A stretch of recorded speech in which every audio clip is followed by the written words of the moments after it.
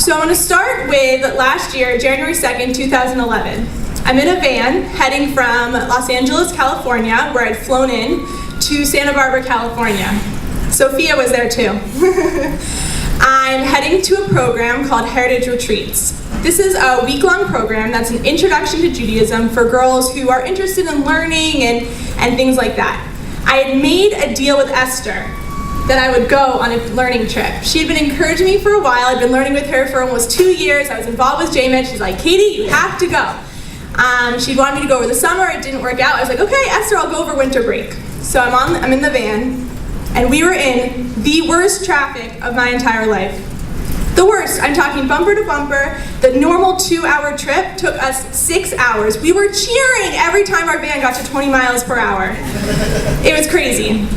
There was snow. Apparently it snows in California, which I didn't know. A highway was closed. It was craziness. And after the 6 hours, when we finally got to our glamping or glamorous camping ground that you can only find in California, it was pitch black. It was muddy and raining, and we had no idea where we were going. Half the girls are bawling, half the girls are laughing hysterically, and I was like, Esther, what did you get me into? I was ready to just call it quits and go home.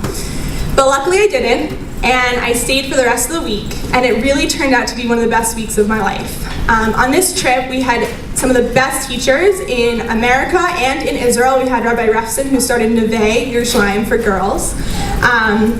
And I learned so much. I learned about morning prayers and kosher and Shabbat and what it means to be a Jewish woman and interpersonal commandments, and I was just soaking it all up. I loved it. Even more importantly than the learning, I met an amazing group of girls there. And in particular, some of the madrichot, or the religious girls who were on the trip, who were there to help us, answer questions, learn with us one-on-one. I really connected with them, and I'm still in touch with some of them today. And for me, this was the first time that I had found a group of girls who shared the same values as me, who were open to accepting me as myself. And I really never found that before. Now, in high school, not yet at Rutgers, I was already a junior. And to me, that made the biggest impression, that there are girls out there, there's a community out there who believes in what I believe in, where I can be myself, and who will help me to develop and grow and become even better. This was what was really important at Heritage Retreats for me. And I think one of the most important things that I heard in my life actually came from my mom at the end of Heritage Retreats. I was staying an extra couple days to visit my uncle, her brother, who it happened to be his 50th birthday, that I was going to be there to celebrate with him. And I was talking to her, telling her everything I just told you. I was so excited, and she said, Katie, I think you sound more like yourself than you have for the past 2 years.